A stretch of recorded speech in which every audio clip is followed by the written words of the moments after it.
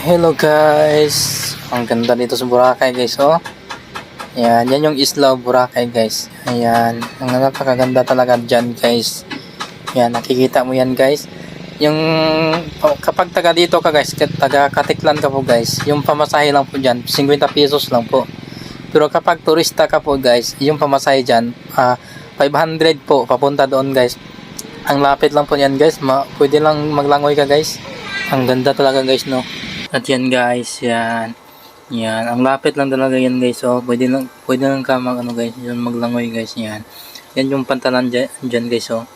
Yan, papunta doon guys. Yan. Yung pamasahe dyan guys, 50 pesos lang. Kapag turista ka po, ibig sabihin ng turista guys, hindi ka taga dito guys.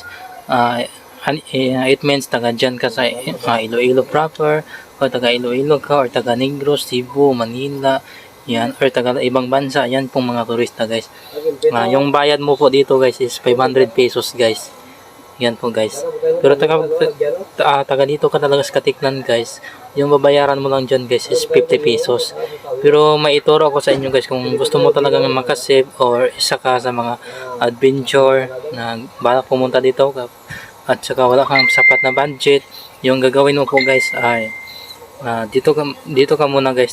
Example, pagdating mo dito ng umaga, tapos kukuha ka po ng pupunta ka po sa barangay, tapos kumuha ka po ng barangay ID din, sabihin mo na lang na taga dito ka, tapos maghanap ka dito ng trabaho, 1 month na ka dito, ganito ganyan, tapos may tinitirahan ka, may tito ka, may tito ko to si ganito ganyan.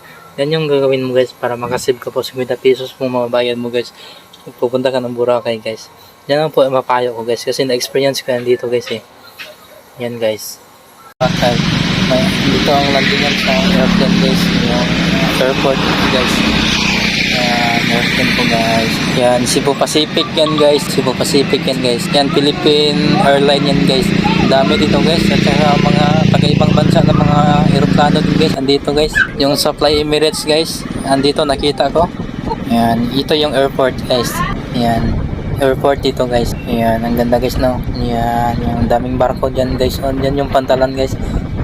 Yan, papuntang Maynila niyan guys. Yan, ang ganda talaga dito guys. Yan, tabi ito ng daan guys. Napakaganda talaga guys. Yan, gusto nyo pumunta dito. Yan, ito yung dito guys, overview. Yan, ang ganda guys, no. Yan, yung mga airplane dito guys, dami guys. May nakita din ako dito na Royal airplane guys. Yan, ibang bansa.